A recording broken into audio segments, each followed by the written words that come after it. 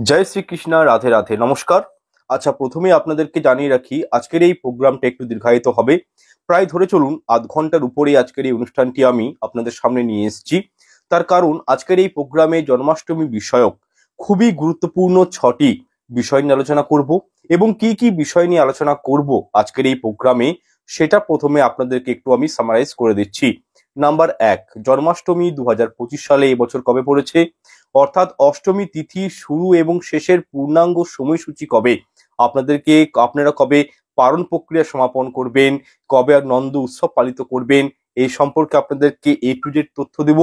দ্বিতীয় number topic থাকবে আজকের প্রোগ্রামের, জন্মাষ্টমীর দিন একটি বিশেষ ফুল ও ফল প্রভুকে নিবেদন করবেন, কারণ এই ফুল ও ফল নিবেদন না করলে বলা হয় জন্মাষ্টমী ব্রত অসম্পূর্ণ থেকে যায়, তথা একটি এমন বিশেষ মহামন্ত্র জন্মাষ্টমীর দিন 108 বার উচ্চারণ করবেন। সাথে একটি বিশেষ নৈবেদ্য রয়েছে, সেটি কিন্তু যারা গোপাল ঠাকুরের পুজো অর্চনা করবেন, যাদের ঘরে গোপাল রয়েছে, যারা কৃষ্ণ জন্মাষ্টমী পালন করবেন, সেক্ষেত্রে কৃষ্ণের উদ্দেশ্যে এই ভোগ কিন্তু অবশ্যই নিবেদন করতে হয়। এটি গোপাল ঠাকুরের অত্যন্ত পছন্দের একটি ভোগ।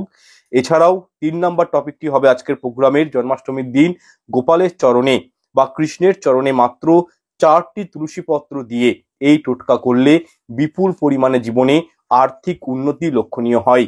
নাম্বার 4, জন্মাষ্টমীর দিন রাত্রে সবাই একটু হলেও খান এই একটি খাবার, এর ফলে সারাটা বছর সুস্থ এবং নিরোগ থাকবেন প্রভুর কৃপায়।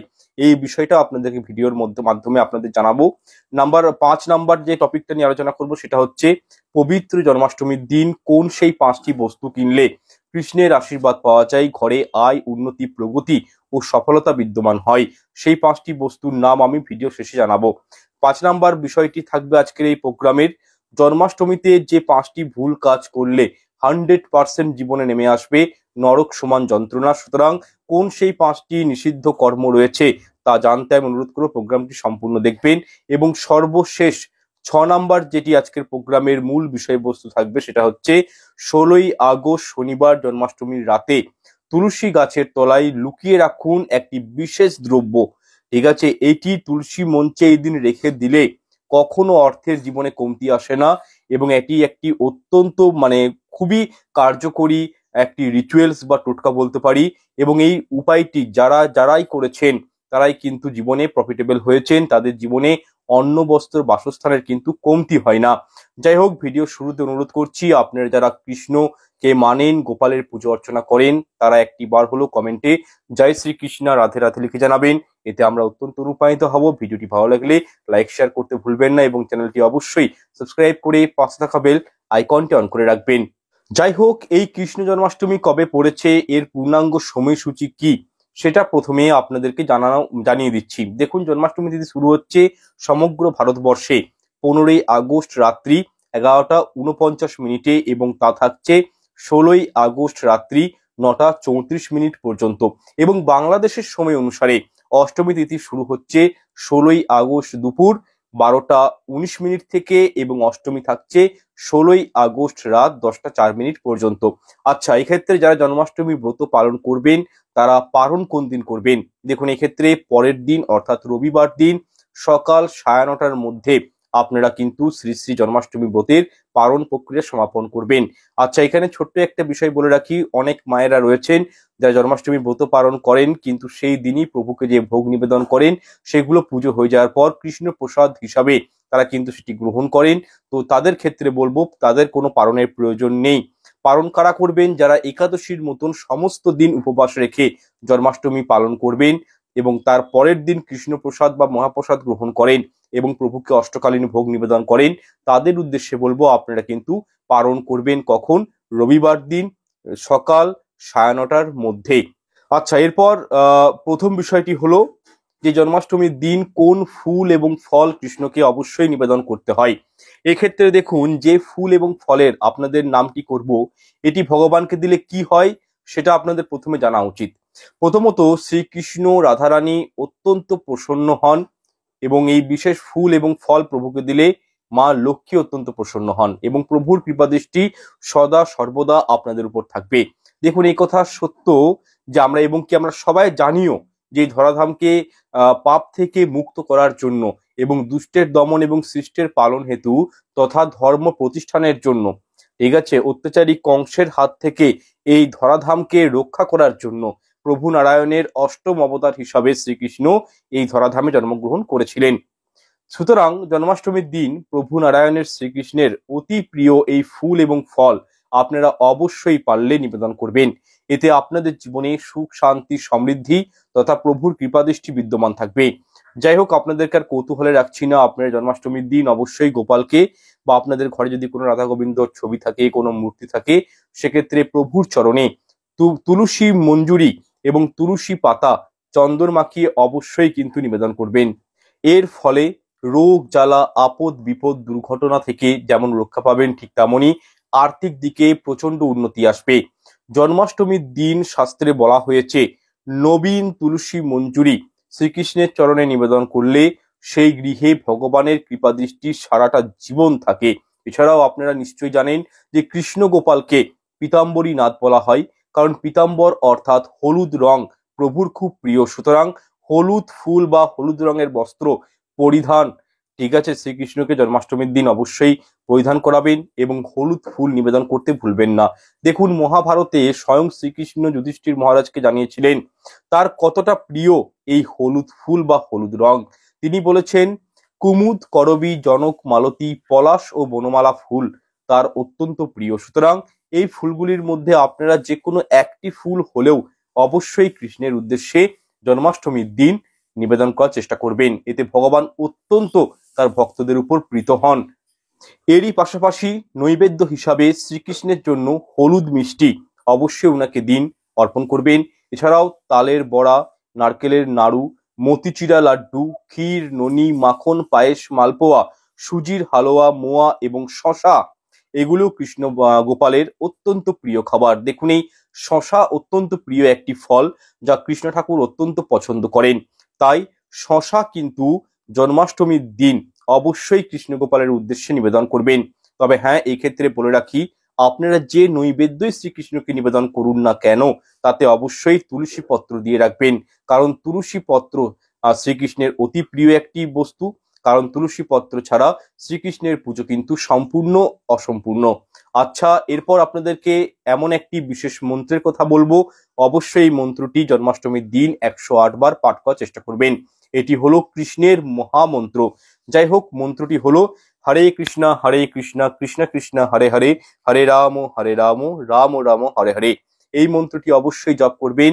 এই মন্ত্রটি জপ করার পর অবশ্যই আপনারা শ্রীকৃষ্ণের কাছে প্রার্থনা করবেন বা সংকল্প করবেন যে হে পরমেশ্বর ভগবান কৃষ্ণ গোপাল, আমাকে শক্তি দাও, সামর্থ্য দাও, যাতে করে কোনো প্রকারের ভুল ত্রুটি ছাড়া নির্জলা উপবাস থেকে আমি তোমার এই জন্মাষ্টমী ব্রতটি ভালো করে পালন করতে পারি। এরূপ সংকল্প অবশ্যই মনে ভক্তি রেখে শ্রদ্ধার সাথে আন্তরিকতার সঙ্গে অবশ্যই শ্রীকৃষ্ণের উদ্দেশ্যে জ্ঞাপন করার চেষ্টা করবেন। আচ্ছা, এরপর আপনাদেরকে একটি স্পেশাল টোটকা সম্পর্কে বলবো জন্মাষ্টমীর। এটা অবশ্যই করবেন। এর ফলে বাড়ি থেকে দরিদ্রতা দূর হবে, পারিবারিক অশান্তি কমবে, অপচয় কমবে এবং যারা প্রচন্ড অর্থনৈতিক সমস্যায় ভুগছেন সেখান থেকে বেরিয়ে আসতে পারবেন। দেখুন, আপনার জন্মাষ্টমীর দিন অতি অবশ্যই স্বয়ং শ্রীকৃষ্ণের চরণে বা গোপাল ঠাকুরের চরণে 4টে তুলসী পাতা অর্পণ করে এই বিশেষ মন্ত্রটি 108 বার জপ করুন একনিষ্ঠ মনে। মন্ত্রটি হলো জয় শ্রী হরি, জয় শ্রী হরি, জয় শ্রী হরি, এবং তার সাথে আরো 108 বার এই মন্ত্রটি কিন্তু জপ করবেন। মন্ত্রটি হলো ওম কৃষ্ণায় বাসুদেবায় হরে পরমাত্মনে প্রণত ক্লেশনাশায় গোবিন্দায় নমো নমঃ। হে কৃষ্ণ করুণা সিন্ধু দীন বন্ধু জগৎপতে গোপেশ গোপিকা কান্তম রাধা কান্ত নমস্তুতে। হরে কৃষ্ণ কৃষ্ণ কৃষ্ণ হরে হরে, হরে রাম রাম রাম হরে হরে। দেখুন, এই মন্ত্রের আক্ষরিক অর্থ হলো বাসুদেবের পুত্র পরমাত্মা হরি শ্রীকৃষ্ণকে জানাই আন্তরিক প্রণাম। এই মন্ত্রটি উচ্চারণ করলে জন্মাষ্টমীর দিন কি হয়, উনার ভক্তদের সমস্ত দুঃখ কষ্ট জীবন থেকে মুছে যায়, দূরীভূত হয়, সমস্ত পাপের খণ্ডন হয় এবং ঈশ্বরের প্রতি ভক্তি প্রদর্শনের জন্য এই মন্ত্র কিন্তু জপ করা হয়। এবং জন্মাষ্টমীর দিন যারা পুজো করে এই মন্ত্রটি উচ্চারণ করেন বা যারা এই রিচুয়ালসটা করে মন্ত্রটি উচ্চারণ করেন, তাদের জীবন থেকে সমস্ত ধার দেনা ঋণ আস্তে আস্তে দূরীভূত হয়, তাদের জীবনটা অনেকটা স্মুথ হয়ে যায়, ভগবানের কৃপা দৃষ্টি তাদের উপর কিন্তু সদা সর্বদা বিদ্যমান থাকে। সুতরাং এই মন্ত্রের পাওয়ার কিন্তু অত্যাধিক রয়েছে সনাতন শাস্ত্র মতে। আপনারা কিন্তু এই মন্ত্রটি অবশ্যই উচ্চারণ করবেন। যাই হোক, মন্ত্রটি জপ করে যে 3টি তুলসী পত্র আপনি ভগবান শ্রীকৃষ্ণের চরণে দিয়েছেন সেখান থেকে 2টি তুলসী পত্র তুলে নেবেন। পুজোর শেষে, এবং যেখানে আপনি টাকা পয়সা গহনাগাটি বা অলংকার রাখেন, বা আপনার বাড়িতে উত্তর পূর্ব কোণে পবিত্র স্থানে অর্থাৎ গোপন স্থানে আপনি হলুদ কাপড়ে তুলসী পত্রগুলোকে মুড়ে রেখে দিবেন। এর ফলে পরিবার থেকে অর্থ কষ্ট দরিদ্রতা দূর হবে তথা পরিবারে অর্থনৈতিক উন্নতি আসবে চোখে পড়ার মতো। শুধু তাই নয়, এই যে মন্ত্রটি আপনাদেরকে বললাম, আপনারা অবশ্যই জন্মাষ্টমীর দিন যারা গোপালের পুজো অর্চনা করছেন বা যারা কোনো মন্দিরে গিয়ে পুজো অর্চনা দিতে যাবেন, যারা পুজো করছেন না, আমি সবার উদ্দেশ্যে বলবো এই মন্ত্রটি অবশ্যই কিন্তু আপনারা 108 বার শুদ্ধ মনে জপ করবেন। এতে কি হবে, আপনাদের জীবনে সার্বিক উন্নতি আসতে বাধ্য এবং অনেক বিপদ আপদ আপনাদের জীবন থেকে কিন্তু আস্তে আস্তে দূরীভূত হবে। পুনরায় মন্ত্রটা বলে দিচ্ছি, মনে রাখবেন। কৃষ্ণায় বাসুদেবায় হরে পরমাত্মনে প্রণত ক্লেশনাশায় গোবিন্দায় নমো নমঃ। এই মন্ত্রটি কিন্তু আপনাদেরকে জপ করতে হবে। আচ্ছা, এরপর ভিডিওটির তৃতীয় প্রসঙ্গে আমি চলে আসছি। এরপর আলোচনা করব যারা জন্মাষ্টমী ব্রত করছেন বা যারা জন্মাষ্টমী ব্রত করতে পারছেন না কোনো কারণে, আমি প্রত্যেকের উদ্দেশ্যেই বলবো এই পবিত্র দিনে জন্মাষ্টমী পুজো সম্পূর্ণ হওয়ার পর রাত্রিবেলায় গ্রহণ করুন এই একটি খাবার। সারা বছর সুস্থ ও নিরোগ থাকবেন এবং পরিবারে অর্থনৈতিক সচ্ছলতা বিদ্যমান থাকবে। তবে যারা একাদশীর মতো নির্জল উপবাস দিয়ে জন্মাষ্টমী পালন করেন এবং পরের দিন পালন করে জন্মাষ্টমী উপবাস ভঙ্গ করেন, সেক্ষেত্রে আপনারা পালন সমাপন করেও এই খাবারটি গ্রহণ করতে পারেন এবং অবশ্যই করবেন। আপনারা কৃষ্ণ জন্মাষ্টমী ব্রত পালন করুন বা নাই করুন, এই বিশেষ খাবার কিন্তু অষ্টমী তিথি থাকাকালীন গ্রহণ করা সর্বাধিক শুভ বলে শাস্ত্রে মনে করা হয়। দেখুন, শাস্ত্র মতে চরণামৃত, প্রভুর চরণামৃত অর্থাৎ পবিত্র প্রসাদ, সেক্ষেত্রে আপনারা অতি অবশ্যই এই দিন শ্রীকৃষ্ণের চরণামৃত তৈরি করে পুজো শেষে রাত্রিবেলায় বা তার পরের দিন অর্থাৎ 17ই আগস্ট রবিবার সকাল 9:30টার মধ্যে পালন প্রক্রিয়া সমাপন করে বা ব্রত ভঙ্গ করে এটি অবশ্যই গ্রহণ করুন। এর ফলে দেখবেন সারাটা বছর সুস্থ এবং নিরোগ থাকবেন এবং অর্থনৈতিক দিক থেকে আপনারা অত্যন্ত শক্তিশালী হয়ে উঠবেন। যাই হোক, জন্মাষ্টমী ব্রত নির্জলা উপবাস দিয়েই কিন্তু পালন করতে হয়। তবে একান্তে যদি আপনি তা না পারেন, তাহলে অল্প করে জল, শরবত, ফল, ওষুধ খেয়েও পুজো করতে পারেন, ব্রত রাখতে পারেন। দেখুন, ভক্তের ভক্তিতেই ভগবান কিন্তু প্রসন্ন হয়। তাই মনে ভক্তি রাখাটা একান্তই প্রয়োজন। বাহ্যিক আড়ম্বর না থাকলেও হবে। তবে যারা সুস্থ সবল রয়েছেন, সামর্থ্যবান রয়েছেন, তারা কিন্তু নির্জল উপবাস দিয়েই জন্মাষ্টমী ব্রত পালন করার চেষ্টা করবেন। আচ্ছা, এরপর আজকের প্রোগ্রামের চতুর্থ অংশে আসছি, যেখানে আলোচনা করব জন্মাষ্টমীর দিন এমন কোন 5টি বস্তু ঘরে ক্রয় করে নিয়ে এলে কৃষ্ণের আশীর্বাদ পাওয়া যায়, সেই ঘরে সুখ, শান্তি, সমৃদ্ধির কমতি হয় না, আর্থিক কমতি হয় না সে সম্পর্কে। তবে যে 5টি জিনিসের কথা আপনাদেরকে জন্মাষ্টমীর দিন ক্রয় করতে বলবো, সেক্ষেত্রে 5টা জিনিসই ক্রয় করতে হবে এমনটা কোনো দিব্যিদিয়া নেই। এর মধ্যে যে কোনো একটি বস্তু নিজের সামর্থ্য মতো আপনারা কিন্তু ক্রয় করে নিয়ে আসতে পারেন। নাম্বার 1, আপনারা এই মহাপবিত্র জন্মাষ্টমীর দিন অর্থাৎ এই আগত 16ই আগস্ট পবিত্র শ্রীকৃষ্ণের জন্ম উৎসবে, ঠিক আছে, আপনারা কিন্তু নিজের বাড়িতে শ্রীকৃষ্ণের অতি পছন্দের ময়ূর পালক গৃহে নিয়ে আসুন। শাস্ত্র মতে ময়ূর পালক গৃহে রাখা পরিবারের জন্য অত্যন্ত মঙ্গলজনক। এতে পরিবারে আয় উন্নতি বৃদ্ধি পায় এবং এই ময়ূর পালক গৃহে নিয়ে এলে সেই গৃহে শ্রীকৃষ্ণের করুণা, আশীর্বাদ এবং সান্নিধ্যে প্রত্যেকটি ব্যক্তি কিন্তু থাকে। এবং আপনারা জন্মাষ্টমীর দিন পারলে অবশ্যই আমি প্রত্যেককেই বলবো একটি ময়ূর পালক আপনারা কিন্তু ক্রয় করুন এবং নিজের গৃহের সদর দরজায় ঠাকুর ঘরে বা আপনি যেখানে ঘুমান সেই ঘুমানোর ঘরে ময়ূর পালকটি কিন্তু রেখে দিন। এর ফলে পরিবারের মধ্যে যাবতীয় নেগেটিভিটি ধ্বংস হয়, পজিটিভ এনার্জি কিন্তু ঘরের মধ্যে ক্রিয়েট হবে এবং রোগ জ্বালা, বিপদ আপদ, যন্ত্রণা, অশান্তি, অর্থহানি এইরূপ নানান সমস্যা থেকে কিন্তু আপনারা সামান্য একটি ময়ূর পালক যদি আপনারা এই দিন ঘরে কিনে এনে নিজের গোপালকে বা কৃষ্ণকে আপনারা যদি নিবেদন করতে পারেন, এদিন যদি কোনো মন্দিরে গিয়ে এই ময়ূর পালক রাধা গোবিন্দকে উদ্দেশ্য নিবেদন করতে পারেন, তাহলে দেখবেন দাম্পত্য জীবনেও কিন্তু সুখ শান্তি বিদ্যমান থাকে। বিশেষ করে যারা নবদম্পতি জীবন যা স্টার্ট করেছে, তারা কিন্তু এই দিন ময়ূর পালক অবশ্যই কিনুন। যাদের ঘরে প্রচন্ড অর্থনৈতিক সমস্যা রয়েছে, অর্থনীতি পারিবারিক ক্লেশ রয়েছে, কলহ রয়েছে, তারা এই দিন ময়ূর পালক কিনুন এবং অবশ্যই কৃষ্ণ মন্দিরে গিয়ে দান করুন, নিজের ঘরের গোপালকে দিতে পারেন। অবশ্যই দেখবেন এর ফলে আপনারা কিন্তু এই সমস্ত প্রবলেমস গুলো থেকে বেরিয়ে আসতে পারবেন। এছাড়াও আপনারা কি কি কিনতে পারেন জন্মাষ্টমীর দিন, একটা তো বললাম ময়ূর পালক, এছাড়াও আপনারা নাভি শঙ্খ যে কোনো দশকর্মা ভান্ডারে পেয়ে যাবেন, এই দিন ক্রয় করতে পারেন। লক্ষ্মী কড়ি আপনারা এই দিন ক্রয় করতে পারেন। এই দিন আপনারা শ্রীকৃষ্ণের জন্য বাঁশি ক্রয় করতে পারেন। যে কোনো ধরনের শঙ্খ তথা ভগবদ গীতা আপনারা কিন্তু নিজের গৃহে এই দিন নিয়ে আসতে পারেন। এই জিনিসগুলোর মধ্যে দেখুন অত্যন্ত পরিমাণে পজিটিভ শক্তি বিদ্যমান রয়েছে। এই জিনিসগুলো ঘরে নিয়ে আসা মানে আপনারা জেনে রাখুন সমস্ত অশুভ শক্তি থেকে আপনাদের কিন্তু প্রোটেক্ট করবে, যার ফলে গৃহে আয় উন্নতি কিন্তু বৃদ্ধি পাবে। এবং যারা ভাবছেন ভগবদ গীতা পাঠ করা শুরু করবেন তাদের জন্য সর্বোত্তম শ্রেষ্ঠ দিন হচ্ছে প্রভু শ্রীকৃষ্ণের এই জন্মাষ্টমী তিথি। সুতরাং আপনারা কিন্তু এই দিন থেকে গীতা পাঠ শুরু করতে চাইলে অবশ্যই করতে পারেন। বা যারা ভাবছেন গোপাল প্রতিষ্ঠা করবেন গৃহে তারাও কিন্তু অবশ্যই জন্মাষ্টমীর দিন গোপাল প্রতিষ্ঠা করতে পারেন নিজের গৃহে।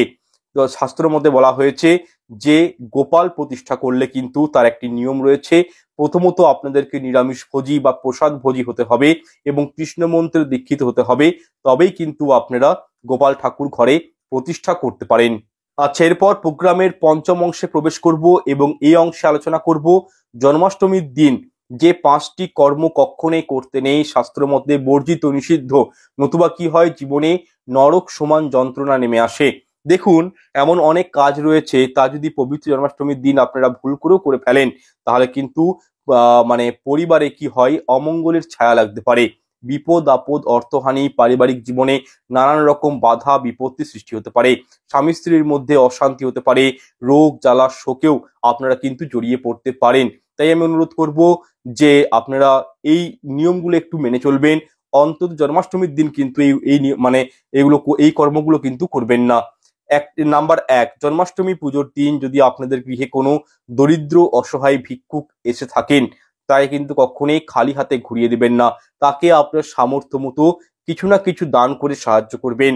কখনোই সেরকম মানুষকে নিরাশ করতে নেই, কারণ ভগবান কখন কোন রূপে আমাদের ঘরে আসে, আমাদের জীবনে আসে তা কিন্তু আমরা কেউ জানি না। তাই অবশ্যই যদি কোনো ব্রাহ্মণ, কোনো বৈষ্ণব, কোনো হতদরিদ্র গরিব মানুষ আপনার গৃহে ধরুন জন্মাষ্টমীর দিন এলো, তাকে অবশ্যই কৃষ্ণ প্রসাদ দান করুন, তাকে অবশ্যই ঘরে কিছু ভোজন করান, তাকে কিছু খাওয়ান, তাকে অর্থ দিয়ে সাহায্য করুন।